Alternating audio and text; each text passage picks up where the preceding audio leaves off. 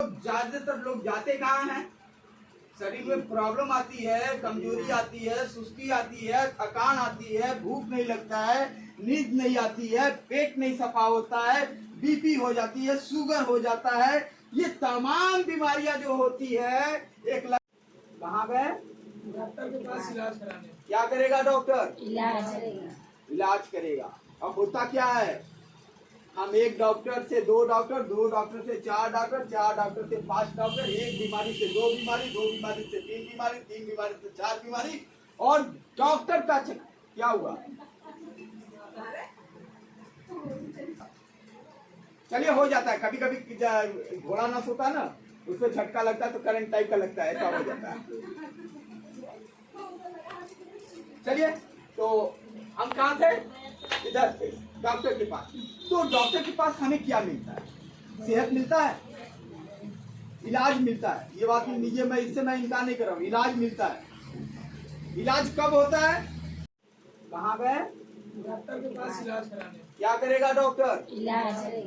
इलाज करेगा। अब होता क्या है, हम एक डॉक्टर से दो डॉक्टर, दो डॉक्टर से चार डॉक्टर, चार डॉक्टर से पांच डॉक्टर, एक बीमारी से दो बीमारी, दो बीमारी से तीन बीमारी, तीन बीमारी से चार बीमारी, और डॉक्टर का क्या हुआ? चलिए हो जाता है, कभी कभी घोड़ा नस होता है ना, उसमें झटका लगता है तो करंट टाइप का लगता है, ऐसा हो जाता है। चलिए, तो हम कहाँ थे? इधर थे, डॉक्टर के पास। तो डॉक्टर के पास हमें क्या मिलता है? सेहत मिलता है, इलाज मिलता है। ये बात लीजिए, मैं इससे इनकार नहीं कर रहा हूँ, इलाज मिलता है। इलाज कब होता है? पड़ता है तब इलाज की जरूरत होती है। यदि आपका शरीर बीमार ही ना पड़े तो इलाज की जरूरत पड़ेगी नहीं। तो हमें क्या करना चाहिए? हमें इलाज का इंतजार करना चाहिए कि शरीर को ऐसा तैयार रखना चाहिए कि इलाज की नौबत ही न आए, ऐसा करना चाहिए। तो ऐसे कैसे कर सकते हैं? अभी देखा जाए तो शरीर की जरूरत देखा जाए दोनों जगह। अभी ये शरीर की जरूरत क्या है? किसी भी शरीर की जरूरत क्या है?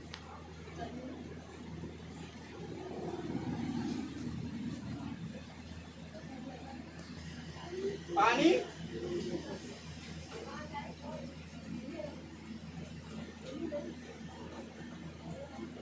ये किसकी जरूरत है? शरीर को जिंदा रखने के लिए, शरीर को चलाने के लिए हवा पानी भोजन की जरूरत है। तो हमें जिंदा रहने के लिए तो यही चाहिए ना, हवा पानी भोजन। और ये सभी लोग ले रहे हैं कि नहीं? कोई ऐसा है कि ना लेता हो?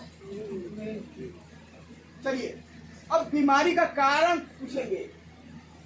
आज से पहले ये शरीर जो था, पहले 120 वर्ष तक ले आयु रहता था। पहले लोगों की आयु सीमा कितनी मानी जाती थी? 120 मानी जाती थी कि 120 साल तक ले एक इंसान जिंदा रह सकता है, यही मानी जाती रही। फिर धीरे धीरे धीरे धीरे प्रचलन आया कि अभी आयु सीमा आपकी कितनी मानी जा रही है?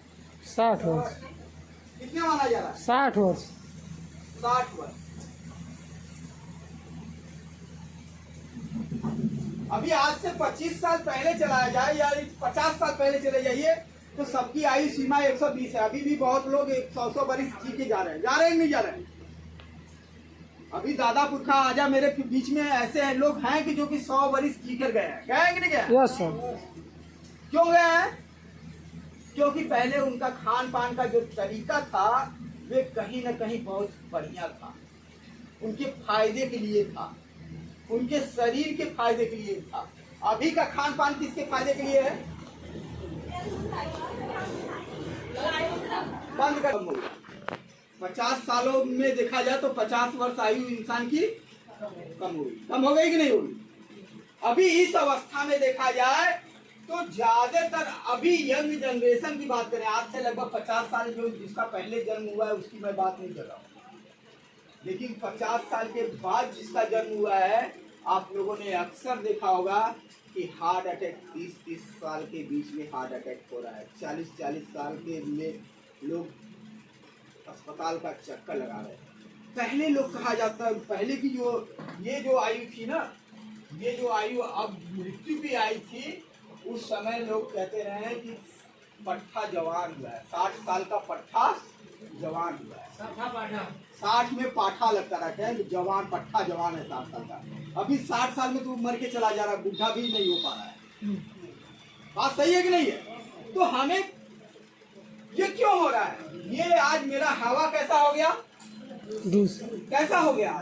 20 साल 25 साल 30 साल 50 साल में मेरा हवा काफी बदल गया। क्या हो गया? हवा दूषित हो गया। हवा मेरे लेने योग्य है? नहीं मेरे लेने योग्य? तो क्या करेंगे हम? हवा लेना बंद कर देंगे? नहीं सर नहीं बंद कर सकते। हमारी मजबूरी है कि हम जिस वातावरण में रह रहे हैं, जो हवा हमें मिल रहा है, हमें उसी हवा में सरवाइव करने की जरूरत है। हम उसी हवा में सरवाइव करेंगे। लेकिन इस हवा के माध्यम से तमाम प्रकार के बैक्टीरिया, वायरस हमारे शरीर के अंदर कचरा जा रहा है कि नहीं जा रहा है? पहले की अपेक्षा अब सांस की बीमारी ज्यादा मिल रही कि नहीं मिल रही? मिल रही है सही है मिल रही है। यस इसके पीछे क्या कारण?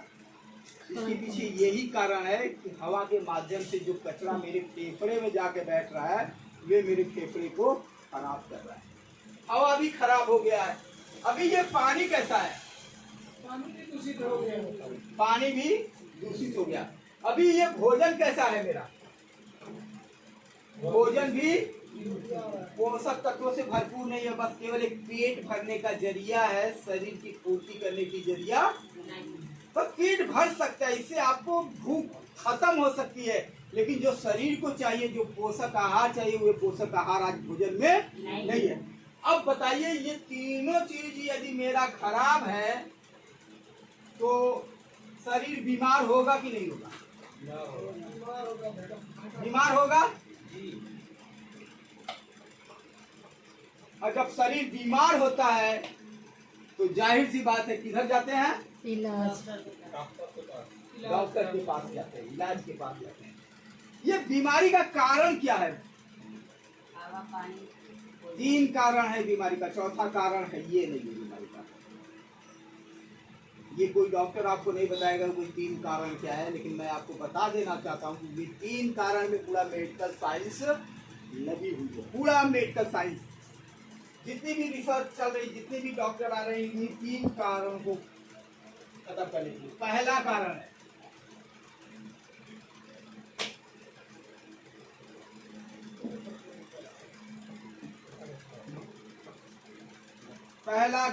आपके शरीर में विष का इकट्ठा हो जाना।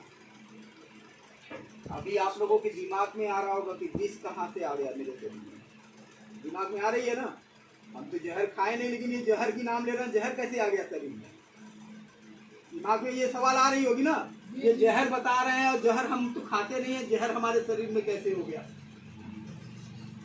तो जहर आपके शरीर में जो गया है, ये हवा के माध्यम से, पानी के माध्यम से, भोजन के माध्यम से शरीर में क्या गया? जहर। अब मैं इन हवा, पानी, भोजन को थोड़ा सा और रिफाइन कर देना चाहता हूँ। आज हवा की बात करें तो हवा में तमाम प्रकार का, जैसे कोरोना अभी खोजा लगना चालू हो गया था। यस सर हाँ, ये क्यों लग रहा है? भैया उनके सांस टकराई तो कहीं इन्फेक्शन हो गया। हाँ, 3 फीट के दूरी बना के रखा, नहीं तो इन्फेक्शन हो गया।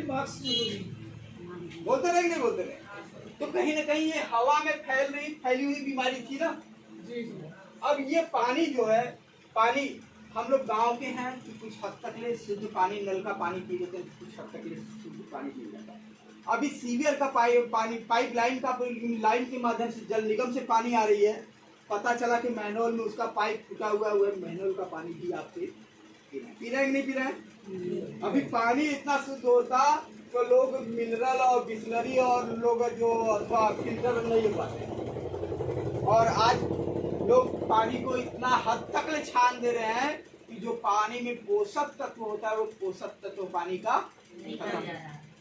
अभी आप मिनरल्स पानी पिए हैं, एक सिंपल नल का पानी पी के देखिए, एक मिनरल्स पानी पी के देखिए, जमीन आसमान का फर्क आपको समझ में आ जाएगा कि नहीं आ जाएगा? और प्लस उस पानी में कहाँ से टॉक्सिन गया, उस पानी में कहाँ से जल गया? पाइपलाइन सीविंग फूड है वहां से, और प्लस जो हम सिंचाव करते हैं, खाद छिड़क के जो सिंचाव करते हैं, जब पानी संकोचित होता है शरीर पृथ्वी में जाता है, तो वही पृथ्वी में जल में जाकर मिलता है, तो उसका अंश कुछ जाएगा कि नहीं जाएगा? जाएगा। अभी हम डाई, पोटास, यूरिया, पेस्टिसाइड, इंसेक्टिसाइड, तमाम प्रकार का कल्टीवेशन और वगैरह वगैरह न जाने क्या क्या करके खेती कर रहे हैं। तो हम आपसे जानना चाहेंगे कि जो खेती में हम छिड़क रहे हैं, तो उस अन्न के माध्यम से हमारे शरीर में जाएगा कि नहीं जाएगा? जाएगा। तो इस तरीके से आपके शरीर में विष इकट्ठा हो रहा है। क्या विष एक दिन में इकट्ठा होता है? नहीं। जब विष इकट्ठा होता है तो आपका शरीर लक्षण भी दिखाता है, और जब लक्षण दिखाता है तो हम किधर जाते हैं? किधर जाते हैं? डॉक्टर के पास। अभी मेरा शरीर दिखा रहा है कि आपको कमजोरी है,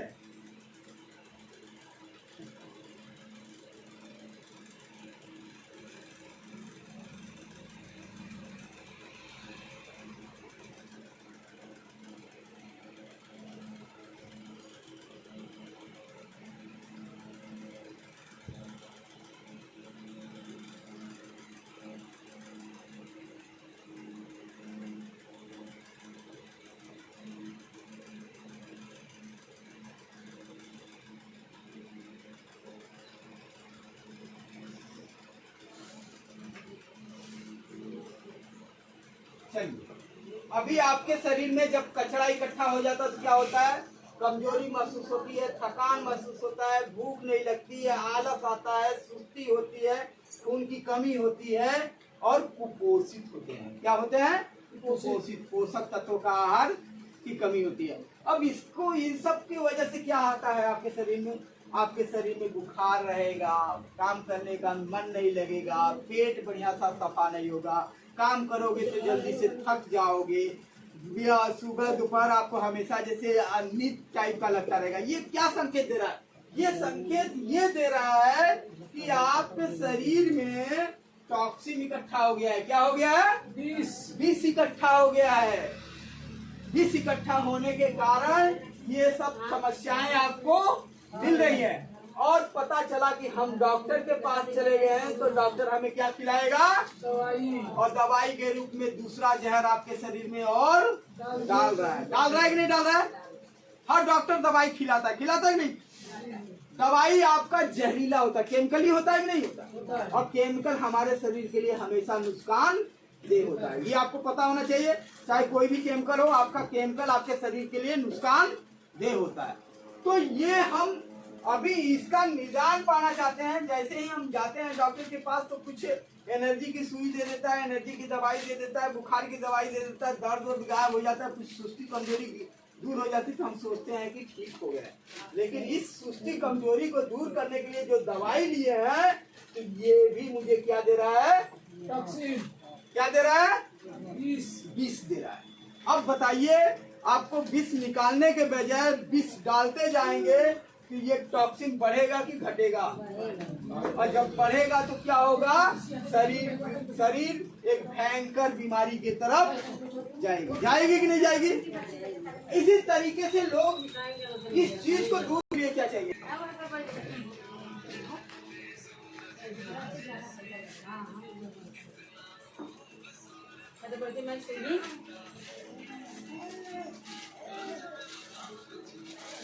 चलिए, आपके शरीर का उत्सर्जन क्रिया, उत्सर्जन मतलब समझ रहे हैं?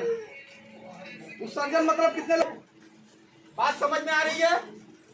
मेरी बात समझ में आ रही है कि नहीं? आप लोगों को बात समझ में आ रही है?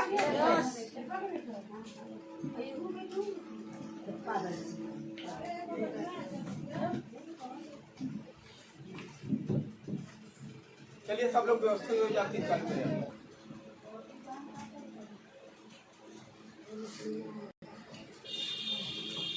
इधर विष इकट्ठा हो गया। विष इकट्ठा करने के हो गया तो विष निकालने का रास्ता क्या है? भगवान बहुत पहले से ही शरीर, जब फैक्ट्री ये शरीर को बना रहे थे, इस फैक्ट्री को बना रहे थे, तो उसी समय उन्होंने सोचा कि शरीर, इस फैक्ट्री में जब कचरा इकट्ठा होगा तो इसको बाहर निकलने का तो रास्ता बनना चाहिए। तो भगवान ने पहले से ही वे रास्ता बना के वे भेजा था। कौन सा रास्ता? पेशाब का रास्ता, टट्टी का रास्ता, नाक का रास्ता, मुंह का रास्ता, ये जो है कि शरीर का कचरा निकालने के काम में आता है। आता है कि नहीं आता है? अभी आपके शरीर में आप जो खाते पीते हो, जो कचरा इकट्ठा हो जाता है, तो वह कैसे निकलता है? टट्टी के रास्ते से निकलता है। निकलता है कि नहीं निकलता है? पेशाब के रास्ते से निकलता है। ये जो अभी पसीना हो रहा है, पसीने के रास्ते से भी कचरा निकलता है। त्वचा भी कचरा साफ करता है। लेकिन ये सब कब होता है?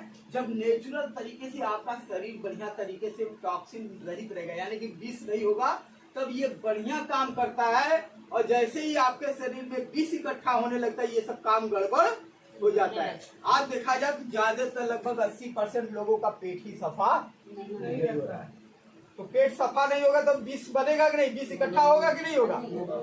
बीमारी आएगी कि नहीं आएगी? तो विष इकट्ठा होता है तो पहला कब्ज, गैस, कब्ज, सुस्ती, कमजोरी, थकान, ये सब चीजें होना चालू हो जाता है। खुल के पेट नहीं सफा होगा, खुल के पेशाब नहीं होगा, पसीना नहीं आएगी, है खांसी, सर्दी, जुकाम किसी को नहीं, यदि हो भी जाता है तो कफ नहीं निकलता है। तो ये सारा सिस्टम गड़बड़ हो जाता है। जो शरीर को कचरा निकालने का जो सिस्टम है, ये सिस्टम क्या हो जाता है? गड़बड़ हो जाता है। और जब ये गड़बड़ हो जाता है तो ये कचरा कहाँ हो जाता है? मेरे शरीर में धीरे धीरे धीरे धीरे और गहरा और ज्यादा इकट्ठा होने लगता है। जब ये इकट्ठा हो जाता है, जब ये शरीर विषैला हो जाता है, तो आपकी रोग प्रतिरोधक क्षमता, जो आपके शरीर की अंदर जो ताकत है, उस ताकत को क्षीण करने लगता है। उस ताकत को क्या करने लगता है? कमजोर करने लगता है। जैसे यदि आप जो कुछ भी, मान लीजिए कि आप दूध खा रहे हो, काजू किशमिश, पिस्ता बादाम, अच्छी प्रोटीन विटामिन खा रहे हो, यदि वे आपके शरीर में अच्छा सा नहीं पचेगा तो क्या उसका फायदा आपको मिलेगा? नहीं मिलता है। तो आज ज्यादातर लोगों का पाचन क्रिया क्या हो गया है?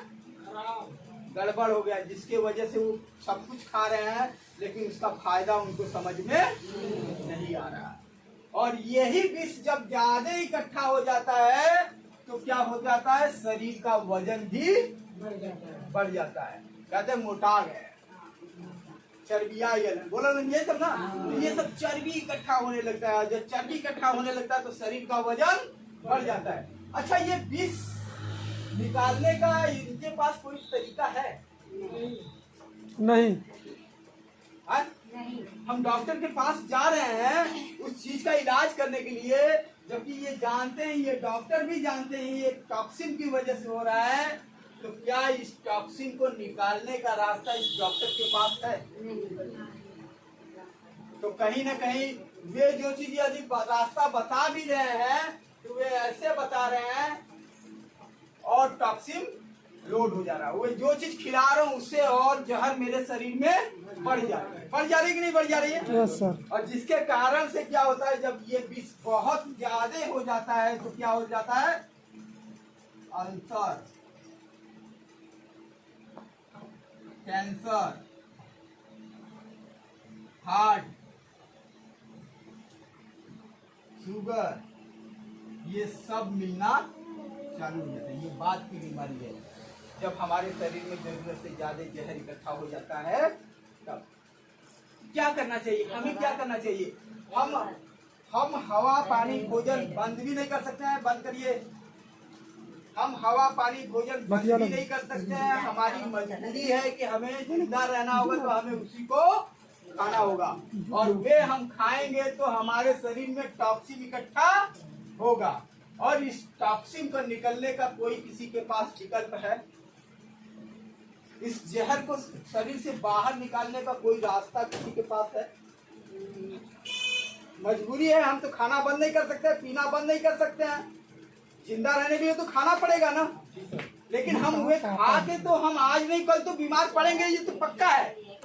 पक्का है ना? आज नहीं, आज अभी नहीं बीमार है, 5 साल, 6 साल, 10 साल, 20 साल बाद बीमार होंगे, लेकिन बीमार तो पक्का है।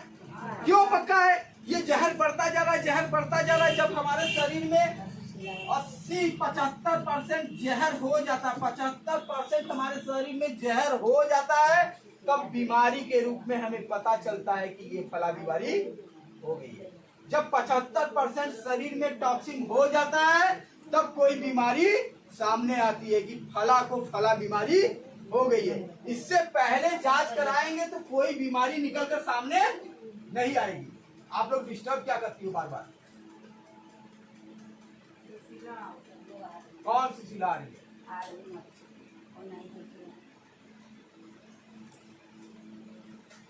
चलिए, तो ये जहर निकालने का रास्ता किसके पास है? किसी के पास?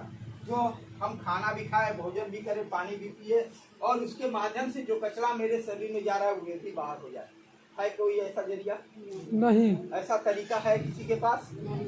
ऐसा तरीका, ऐसा जरिया किसी के पास नहीं है। बात की जाए 30 साल पहले भी ये जरिया नहीं था। 30 साल पहले तक ये जरिया नहीं था, लेकिन एक साइंटिस्ट, एक ग्रेट महान आदमी के माध्यम से ये चीजें हम लोगों को 10 सर जी के हम लोगों के ये एक अनमोल धरोहर दिए, जिसके वजह से ये अनमोल। कितने लोग पहली बार इसको देखे? कितने लोग पहली बार इसको देखे? पहली बार कितने लोग देख रहे हैं इसको? कोई देखा है इसको? इसको देखिए, देखिए कहाँ देखी है? अच्छा ठीक है, देखे हैं तो इसके बारे में आप लोग जानते हैं? मान लीजिए कहीं देखे भी होंगे तो इसके बारे में आप जानते हैं?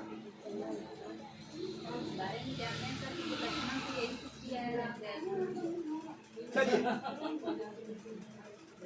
इसके बारे में मैं बता दूं, ये कोई नया प्रचलन में नहीं है, ये बहुत पहले से प्रचलन में रहा है। ये कब का प्रचलन में रहा है? ये हजारों वर्ष पहले, 5-6 हजार वर्ष पहले से ही इसका इस्तेमाल होता रहा। कौन करता रहा? राजा महाराजा और ऋषि मुनि करते रहे। आम आदमी इसका इस्तेमाल नहीं करते थे। तो ये किसका भोजन था? राजा महाराजा और ऋषि मुनि का ये भोजन था। आम आदमी की किस्मत में ये नहीं लिखा था। क्यों नहीं लिखा था? क्योंकि ये बहुत दुर्लभ और बहुत कठिन तरीके से इसको पाया जाता रहा। राजा महाराजा इसको खाने के लिए अपना राजपाट भी दान देता रहा, बड़ी बड़ी संपत्ति दान कर देता रहा इसको खाने के लिए, बहुत हीरा जवाहरात दे देता रहा इसको खाने के लिए। लेकिन इसका ज्ञान केवल ऋषि मुनि के पास था। दिव्य पुरुष के दिव्य ऋषि मुनि हैं, उनको इसका ज्ञान था। वे अपने राजा को स्वस्थ, निरोग और दीर्घायु जीवन जीने के लिए इसका सेवन कराते रहे, जिसके वजह से राजा काफी लंबे समय तक ले जिंदा रहता रहा और काफी ताकतवर माना जाता रहा और काफी जवान भी दिखता रहा कि नहीं? किसके कारण से? इसी के कारण से, इसको खाने की वजह से। अब इसकी खोज, इसके अंदर की मैं पहले बताऊं क्यों दुर्लभ रहे। तो इसके अंदर जो खासियत पाई जाती, मात्र 10 दिन चमत्कारी तरीके से 10 दिन होता है। जब ये 90 दिन का पौधा होता है तब इसमें ताकत आना चालू हो जाता है। 100 दिन तक ले इसमें भरपूर ताकत आ जाती है। लेकिन जैसे ही 100 दिन के बाद जाने लगता है तो इसके अंदर जितनी भी ताकत आई रहती है, सब ताकत धीरे धीरे करके ऑटोमेटिक खत्म हो जाती है, नेचुरल रूप से खत्म हो जाती है। 100 दिन के बाद इसके अंदर कोई ताकत नहीं मिलता है। केवल 10 दिन इसके अंदर इतनी ताकत पाई जाती रही कि आपकी कायाकल्प करने की ताकत रखती रही, एक शरीर को बदल देने की ताकत ये रखती रही, एक शरीर को बदल देने की ताकत ये रखती रही। ये शरीर को स्वस्थ, निरोग और दीर्घायु जीवन जीने में काफी मदद करता है। जब उन्होंने ऐसा कुछ पाया तो उन्होंने सोचा क्यों ना ऐसा किया जाए। अच्छा, हम आपसे पूछना चाहते हैं कि स्वस्थ रहना अधिकार किसी एक व्यक्ति का अधिकार है कि पूरे समाज का अधिकार है? पूरे समाज का अधिकार है कि नहीं है? तो उन्होंने जिसने इसका खोज किया, तो उन्होंने सोचा कि इतना दिव्य औषधि है, इतना दिव्य चीज है, तो क्यों किसी एक को इसका मालिक बनाया जाए? क्यों ना एक ऐसा सिस्टम बनाया जाए कि जिसके वजह से सभी लोग इसका समान मालिक बने और समान हिस्सेदार भी रहे। तो उन्होंने कुछ ऐसा सिस्टम बनाया। उस सिस्टम के बारे में मैं बाद में बात करूंगा, लेकिन इस औषधि के बारे में पहले जान लीजिए कि ये औषधि करती क्या है। तो ये औषधि आपके शरीर पे 5 तरीके से काम करता है। जैसे ही ये औषधि का बना सामान आप लोग खाते हो, चाहे ज्यादा मात्रा में खाते हो चाहे कम मात्रा में खाते हो, जैसे ही आप इसको सेवन करना चालू करते हो तो ये पहला काम आपके शरीर में करता है, जांच करने का, स्कैन करने का काम करता है। स्कैन मतलब जान रहे हैं आप लोग, स्कैन कहते हैं ना, सीटी स्कैन करा लाओ, अल्ट्रासाउंड करा लाओ, खून जांच करा लो, यानी कि स्कैनिंग जांच करा लाओ तो मैं बताऊं तुम्हें बीमारी क्या है। कौन बोलता है? डॉक्टर। डॉक्टर बोलते हैं। वो जांच के लिए कहाँ भेजते हैं? पैथोलॉजी में, जांच घर में भेजते हैं। भेजते हैं कि नहीं भेजते हैं? आपकी बीमारी का पता करने के लिए, जांच कराने के लिए भेजते हैं। तो पहला ये काम यही करता है, आपके डॉक्टर का और आपके जांच घर का ये काम पहला करता है, आपके शरीर की जांच करता है। क्या जांच करता है? जांच ये करता है विष कहाँ है? कहाँ कहाँ विष आपके शरीर में इकट्ठा हुआ है। इसे बीमारी से मतलब नहीं है। ये आपका हार्ट है, ये आपका दिल है, दिल काम कर रहा है कि नहीं कर रहा है, लीवर काम कर रहा है कि नहीं कर रहा है, ये अंग है। और ये अंग क्यों काम नहीं कर रहा है? इसके अंदर विष इकट्ठा हो गया, इसके अंदर विष इकट्ठा हो गया, इसलिए काम करना बंद कर दिया। तो ये विष को खोजना चालू करता है, किस अंग में कितना विष इकट्ठा हुआ है। जब 1 महीने में ये आपकी जांच करता है, आपके पूरे शरीर का जांच करता है, कहाँ से कहाँ तक ले, बाल से लेके नाखून तक ले। ये किसी एक अंग का जांच नहीं करता, केवल आपकी लीवर की समस्या तो केवल लीवर का जांच करेगा, ऐसा नहीं है। ये पूरे शरीर का जांच करता है। अब ये बताइए कि हम पूरे शरीर का जांच कराएंगे, समय लगेगा कि नहीं लगेगा? लगेगा ना। अभी हम कुछ टेस्ट कराने जाते हैं तो 10-10 दिन, 12-12 दिन, अभी एक अंग इसमें से पता चला बच्चेदानी को काट के निकाल दिए हैं और इसको भेज दिए लैब में जांच करने के लिए। इसका जब रिपोर्ट आता है तो कम से कम 2 सप्ताह लगता है रिपोर्ट आने में। 2 सप्ताह लगता है रिपोर्ट आने में कि इसके अंदर कौन सी बीमारी है, इसके अंदर कौन सी बीमारी है। ये रिपोर्ट आने में 2 सप्ताह का समय लगता है। तो आप बताइए, एक अंग का जांच करने में 2 सप्ताह समय लगता है, तो हमारे शरीर में अरबों खरबों अंग है, उसका जांच करने में कितना समय लगेगा? लगेगा कि नहीं लगेगा? चलिए, तो ये जांच का काम जो करता है, तो जांच जब तक हो जाता है तो इसका दूसरा काम होता है। दूसरा काम क्या होता है? साफ सफाई का। भाई कचरा तो हम पकड़ लें कि मेरे खिड़की में गंदगी है, मेरे अलमारी में गंदगी है, मेरे बेड के नीचे कचरा है, मेरे जूते में कचरा है, ये सब मैं खोज लिया कहाँ कहाँ मेरे घर में कचरा है। अब इसको तो साफ करेंगे कि नहीं करेंगे? साफ करेंगे तभी तो साफ होगा। तो ये साफ करने का काम करना चालू करता है। दूसरा काम ये खुद करना चालू कर देता है, साफ सफाई का काम करना चालू कर देता है। जब ये साफ सफाई का काम करने लगता है तब आपको दिखाता है कि देखो जी मैं यहाँ काम कर रहा हूँ। जैसे पेट पे काम करेगा, लीवर पे काम करेगा, तो हो सकता है 1 आध 2 3 4 टट्टियाँ आपकी बढ़ सकती हैं। इसको पीने के बाद पेशाबें बढ़ सकती हैं। इसको खाने के बाद पसीनाएं आना चालू हो सकती है। इसको खाने के बाद कफ निकलना चालू हो सकता है। तो ये शरीर की साफ सफाई करता है। किसके माध्यम से? पेशाब के माध्यम से, टट्टी के माध्यम से, बलगम के माध्यम से, पसीने के माध्यम से और फोड़ा फुंसी खाज खुजली के माध्यम से ये कचरे को बाहर करता है। जो पानी में घुलने वाला कचरा होता है उसको पेशाब के रास्ते से साफ कर देता है। जो मल में यानी कि खाने में कचरा घुलने वाला है उसको टट्टी के रास्ते से साफ करता है। जो त्वचा में होता है उसको जो होता है कि कोई ये पसीने के माध्यम से निकालता है। जो और कठिन, जैसे पता चला सिस्ट बन गया है या गांठ बन गया है, कुछ ऐसा बन गया है, तो उसको फोड़ा फुंसी के माध्यम से बाहर करता है। ये क्रिया 6 महीना तक ले चलता है। कितना दिन तक चलता है? 6 महीने का। अब जैसे मैं बात बताऊं, ये घर जैसे मान लीजिए कि कई सालों से बंद है और 1 साल 2 साल बाद आएंगे हम इसकी साफ सफाई करने, तो साफ सफाई का प्रक्रिया ज्यादा होगी कि कम होगी? अच्छा, जिस घर का साफ सफाई डेली होता हो उसकी साफ सफाई करने में वो जल्दी कम समय लगेगा। जल्दी होगा, कम ज्यादा समय लगेगा? कम समय कम समय लगेगा। क्यों? क्योंकि उसकी रोज साफ सफाई हो रही है। उसका साल भर में एक बार साफ सफाई हो रहा है। साल भर में इकट्ठा कचरा भी तो ज्यादा जम गया होगा ना। तो जितना ज्यादा कचरा होगा उतना ज्यादा साफ सफाई करने में समय लगेगा। जितना कम कचरा होगा उतना जल्दी आपकी शरीर की साफ सफाई हो जाएगी। ये आपके शरीर के ऊपर डिपेंड करता है कि आपके शरीर में कितना कचरा है। जितना कम कचरा होगा उतना जल्दी आपको रिस्पांस इसका समझ में आएगा। जितना ज्यादा कचरा होगा उतना लेट आपको इसका फायदा समझ में आएगा। ये दोनों पे फायदा करता है, जल्दी या लेट में, लेकिन फायदा तो जरूर करता है। अब ये बताइए, अब हमारे शरीर का ये विष बाहर हो गया, साफ सफाई हो गई।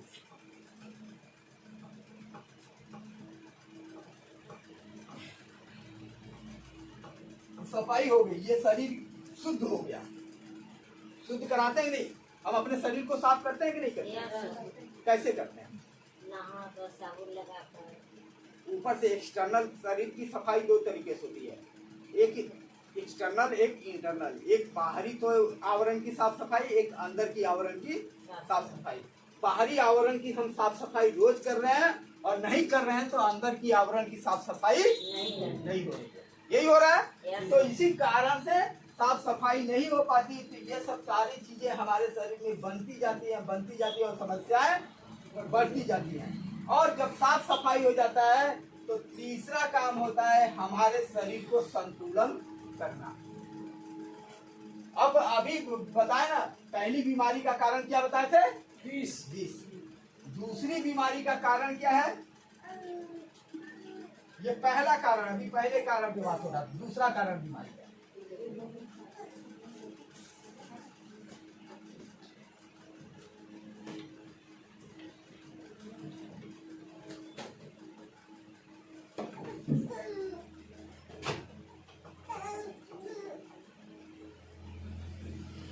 बीमारी का दूसरा कारण क्या है? असंतुलन।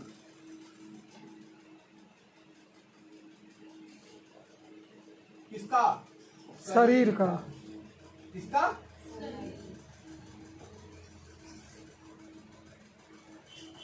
ये असंतुलन क्या है? कितने लोग इससे परिचित है? असंतुलन से पता नहीं है? असंतुलन पता है। जैसे संतुलित, न कम न बेसी। एकदम संतुलित मात्रा रहना चाहिए, न कम मिलना चाहिए न बेसी मिलना चाहिए। हमारा शरीर एकदम तेराजू की तरह काम करता है जी। यहाँ का दुकानदार, यहाँ का ग्राहक एकदम पक्का है। आप ज्यादा दोगे तब पे भी लेना पसंद नहीं करेगा और कम दोगे तब पे भी लेना पसंद नहीं करेगा। वे तेराजू के हिसाब से शरीर चलता है। ये अंग, ये हृदय बोलता है कि हमें ज्यादा प्रेशर दोगे ना तो मैं फट जाऊंगा। ये मुझे सामान इतना ही प्रेशर दो जितना मैं झेल सकूं, उससे ज्यादा मुझे देने की जरूरत नहीं है। जितना मुझे चाहिए बस उतना ही मिलना चाहिए। उससे ज्यादा दोगे तो मैं गड़बड़ कर दूंगा शरीर में, और उससे कम भी दोगे तब पे भी गड़बड़ कर देंगे। ये संतुलन क्या है? बीपी का नाम सुने हैं? Yes sir. बीपी आपका संतुलित रहना चाहिए। किस मामले में संतुलित रहना चाहिए? न अधिक होना चाहिए न कम होना चाहिए। दोनों मामले में समस्या आता है कि नहीं आता है? दोनों मामले में समस्या आता है। ये शुगर न कम होना चाहिए न अधिक होना चाहिए, ये भी हमें सामान्य मात्रा में चाहिए। ये नींद न ज्यादा होना चाहिए न कम होना चाहिए, सही मात्रा में नींद भी मिलना चाहिए। आराम न ज्यादा लेना चाहिए न कम लेना चाहिए, सही मात्रा में आराम लेना चाहिए। भोजन न ज्यादा करना चाहिए न कम करना चाहिए, सामान्य मात्रा में भोजन करना चाहिए। ये शरीर की क्रिया है। अभी आपका पेशाब बढ़ जाए, पेशाब ज्यादा होने लगे तो परेशान हो जाओगे कि नहीं हो जाओगे? ज्यादातर तो परेशानी शरीर के असंतुलन से, यानी कि हमारे शरीर का अंग उल्टा सीधा काम करने लगे, हमारा शरीर सही रूप से काम न करे फिर भी बीमारी होती है। जैसे में हार्ट, शुगर, बीपी, थायराइड, ये तमाम बीमारियों का नाम सुने हैं आप लोग? ये कब होता है? जब हमारा शरीर असंतुलित हो जाता है तब हमें थायराइड हो जाता है, तब हमें बीपी हो जाता है, तब हमें शुगर हो जाता है, तब हमें तमाम प्रकार की बीमारी मिल जाती है। या तो हम बहुत अधिक मोटा हो जाते हैं या तो बहुत अधिक पतले हो जाते हैं, ऐसा होता है ना। तो ये कौन चीज दर्शाता है? जब हमारे शरीर का क्रिया संतुलन गड़बड़ बन हो जाता है तब। ये गड़बड़ क्यों हो जाता है? गड़बड़ होने के पीछे क्या कारण है? विष गड़बड़ इकट्ठा होना। होने के पीछे भी यही कारण है। क्या कारण है? विष का इकट्ठा होना। विष का इकट्ठा होना। जब ये विष इकट्ठा हो जाता है तो ये भी अपना काम करना बंद कर देता है। तीसरा बीमारी का जो कारण है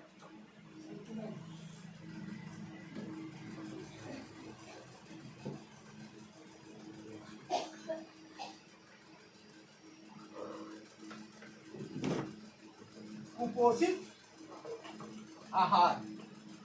आज हमारे खाने में, मैं बार बार बोल रहा हूँ, आपके खाने में जो ताकत चाहिए हुई है ये सभी लोग जानते हैं। कहने का मतलब मेरे खाने में जो मेरे शरीर को ताकत चाहिए हुई, मेरे खाने में ताकत नहीं है। तो तीसरा कारण, जब ये सब चीजें हो जाता है तो हमारे शरीर कमजोर हो जाता है और ये भी गड़बड़ हो जाता है। ये तीनों गड़बड़ हो जाता है। जब शरीर कमजोर हो जाता है तो ये सारा क्रिया गड़बड़ हो जाता है। यानी कि हमारे शरीर में विष भी इकट्ठा हो जाता है और संतुलन भी हो जाता है और शरीर कमजोर भी हो जाता है। अब हम आपसे पूछना चाहेंगे, एक कमजोर शरीर बीमार पड़ेगा कि नहीं पड़ेगा? पड़ेगा सर। तो ये 3 कारणों का चक्कर डॉक्टर लगा रहे हैं कि नहीं? इसी 3 कारणों के चक्कर में पूरी डॉक्टर पड़े हुए हैं कि नहीं पड़े हुए हैं? और ये 3 कारण, जब हमारे शरीर का संतुलन हो जाता है, हमारे शरीर का विष निकल जाता है और हमारे शरीर की साफ सफाई हो जाती है, तो अब तब क्या चाहिए? हमारे शरीर को मजबूती चाहिए। क्या चाहिए? मजबूती, बिल्डर करने का काम, मजबूत बनाने का काम। तब ये हमारे शरीर को क्या करता है? पोषण करता है। ये क्या करता है? हमारे शरीर की पोषण करता है, हमारे शरीर को मजबूत बनाता है। तब जब आपकी शरीर मजबूत हो जाएगी तो मैं आपसे पूछना चाहता हूँ, आपकी कोई बीमारी रहेगी क्या? नहीं रहेगी। तो ये यही काम करता है आपकी शरीर से, यही काम करके अब बात आती है ये कौन खा सकता है, कौन ले सकता है, कैसे लिया जा सकता है? ऐसे ही लिया जा सकता है, कैसे लिया जा सकता है? तो ये सारी चीजें पीने खाने की चीजों में मिलके आती है। चाय में भी मिलके आती है, कॉफी में भी मिलके आती है, ये स्पाइरुलिना में भी मिलके, स्पाइरुलिना ये अलग अथवा है, इसका मंजन साबुन। अच्छा ये बताइए, आपके घर में चाय इस्तेमाल होता है कि नहीं होता है? Yes sir. कितने लोगों के घर में इस्तेमाल होता है? सभी लोग चाय पीते हैं। यस मंजन करते हैं कि नहीं घर में? यस सभी लोगों के घर में मंजन होता है? यस होता है कि नहीं होता है? अच्छा, साबुन सभी के घर में इस्तेमाल होता है कि नहीं होता है? ये 3 चीज तो हर घर में इस्तेमाल होता है। और आहार की बात करें तो आपके घर में दूध, घी, फल फूल, सेव, मुसब्बी की व्यवस्था, हरी साग सब्जी की व्यवस्था होती है कि नहीं होती है? होती है सर। होती है ना। यस। सब लोग अपने को स्वस्थ रखने के लिए कुछ न कुछ खरीद खा रहे हैं। ये मैं आपसे जानना चाहता हूँ, आप इतने दिनों से चाय भी पी रहे हो, इतने दिनों से मंजन भी कर रहे हो, इतने दिनों से साबुन भी लगा रहे हो, इतने दिनों से फल फूल दूध मुसब्बी सारी चीज व्यवस्था कर रहे हो, क्या आप बीमारी से बचे हो? नहीं बीमारी से नहीं बचे हैं। तो यदि आपको कोई ऐसा रास्ता मिल जाए कि यही चाय, यही मंजन, यही साबुन और यही फल फूल का व्यवस्था बदल के यदि हम स्वस्थ रह सकते हैं तो उसको बदलना चाहिए कि नहीं बदलना चाहिए? तो क्या आप उसके बारे में जानना चाहेंगे? यस। ऐसे चाय, ऐसे मंजन और ऐसे भोजन के बारे में जानना चाहेंगे तो बदल के हम सेहतमंद हो सके? यस। तो मैं बुलाना चाहूंगा कुछ लोगों को जो इसको सेवन करके उनके जीवन में परिवर्तन आया है, वे अपने जीवन में कैसे इसको पाई और आज उनके जीवन में कितना परिवर्तन है, हम उन्हीं के मुंह से सुनेंगे जो इसको अपने आप में अपनाएं और आज अपने सेहत को बेहतर किए हैं और आज अपने जीवन को बदलने के लिए क्या कर रहे हैं वे सब बताएंगे।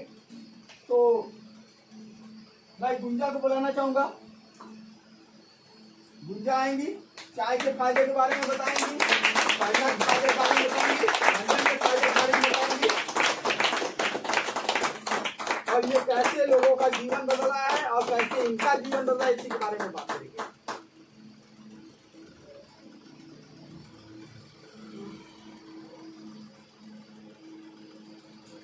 Good morning. Good morning. Good morning reaction. Good morning. हमारा नाम गुंजा देवी, हम चंदेल गढ़िया जिला मिर्जापुर का रहने वाले हैं। और बहुत बहुत धन्यवाद हमारे गुरु जी का डॉक्टर ईश्वर विश्वकर्मा के लिए एक बार जोरदार हमारे गुरु माता गीता दीदी के लिए भी एक जोरदार ताली।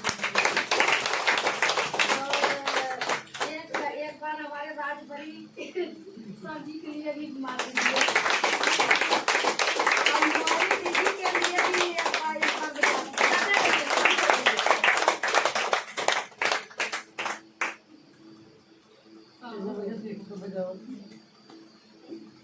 दीजिए। तो हम आप लोगों से हम बताने जा रही हूँ एक चाय के बारे में कि ये चाय पीने से क्या फायदा या क्या लाभ मिलती है।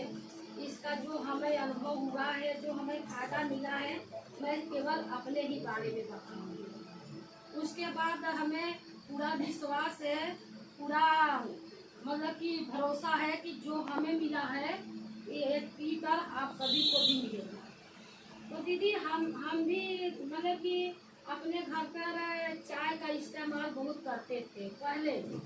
जब मैं यहाँ पर नहीं आई इससे पहले हम चाय का बहुत इस्तेमाल कर रही थी कि दिन में 2 बार 3 बार तो ले ही लेते थे, और वो भी मतलब कि औकात से भी ज़्यादा नशा थी ना मेरी कि चाय की आदत बन गई थी। जब नशा लगती थी तभी चाय हम बनाकर पी लेते थे। लेकिन अब समझ लीजिए कि वही चाय पीते पीते दीदी हम बहुत बीमार पड़ गए।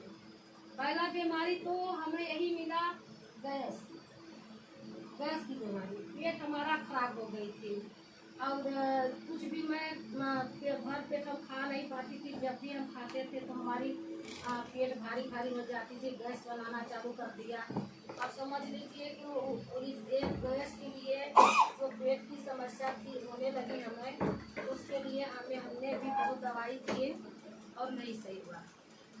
और समझ ले इसी गैस की वजह से हमें सूजन, बवासीर और क्या कहते हैं गैस, सांस फूलने की बीमारी, दांतों में दर्द होना, बहुत सा समस्या हमें बढ़ती गई। फिर भी हम डॉक्टर के पास दवाई किए, हमारी ख़त्म नहीं हुई। इलाज कराते थे बराबर, फिर भी हमें सेहत नहीं मिली।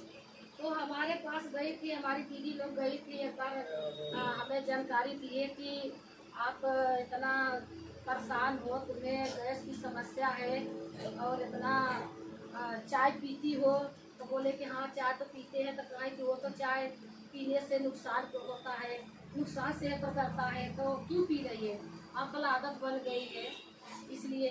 तो कुछ फ़ायदा तो नहीं मिलता है, बस भाई स्वाद मिल रहा है। तो कहीं स्वाद मिल रहा है इसलिए पी रहे हैं। अगर जो सेहत को नहीं मिल रहा है तो सेहत के लिए तो पीना चाहती है, जो तुम चाय के स्वाद भी मिल जाए तुम्हें और तुम्हारा स्वास्थ्य भी सही रहे। अब ऐसा कोई भाई मिलेगा तो क्यों नहीं इस्तेमाल करेंगे? है तो चाय पीना ही हमें। तो बताए कि देखिए ये चाय पियो, ये सेहत वाली चाय है, स्वास्थ्य वाली चाय है। ये चाय पीने से हमारी जो शरीर के अंदर जो कमी थी उसको धीरे धीरे करके वो ख़त्म हो गया। बस केवल चाय के ही नाम पर हम लिए थे और थोड़ा पेट के समस्या की वजह से, और जो हमें 3-4 समस्या थी वो भी साथ में ख़त्म हो गया। तो दीदी बाजार का चाय पीने से क्या होती है कि हमारे सर को पकड़ लेती है, हमारी भूख मार देती है, हमें टाइम से खाना नहीं खाने देती है और हमारी पेट भारी भारी हो जाती है। शुगर आने की रास्ता बना लेता है, गैस आने की रास्ता बना लेता है। हर अनोखा प्रकार की जो बीमारियां आती है इंसानों को, हर एक रास्ता हमें मिल जाता है वो बाजार की चाय पीने से, जो हम लोग इस्तेमाल करते हैं। हर महिला जो हर देश विदेश गांव शहर में जो कर रहे हैं इस्तेमाल, तो हम लोग समझ लीजिए कि एक बीमारी अच्छा खासा शरीर को चाय केवल पीकर रास्ता बना लेते हैं हमारे घर में कि बीमारी आने का रास्ता हो मतलब खुल जाता है। इसी तरीके से शरीर में बीमारियां आती है। देखिए कहते हैं पेट सफा तो हर रोग दफा। तो जब हमारे पेट नहीं सही है तो अनेकों प्रकार की बीमारियां हमारे शरीर में आएगी। तो हमें जब चाय पीना है, अगर से इस चाय पीने से हमें सेहत मिल रही है, हमें भूख लग रही है, हमें ताकत मिल रही है और कोई समस्या नहीं आ रही है, बड़े से बड़े बीमारियों को आने से बचा रहा है, नहीं आ रहा है, हम इतने दूर हम आ जा रहे हैं, पी खा करके हमें बहुत महसूस होती है कि हमें बहुत ताकत है, बोलने की ताकत है, घूमने का ताकत है, बोलने का ताकत है। और यह चाय हमें बहुत शक्ति देती है, बहुत शक्तिशाली चाय है। और ये मत समझिए कि ये केवल चाय स्वाद के लिए, स्वाद वाला नहीं चाय है, ये सेहत के लिए, हमारे सेहत को हमेशा स्वस्थ रखती है, हमेशा ख्याल रखता है। तो दीदी आप लोग भी इस्तेमाल करोगी तो हर एक समस्या से बचे रहोगे, बीमारी से बचते रहेंगे और चाय भी पीते रहेंगे, अपने परिवार के भी बचाते रहेंगे।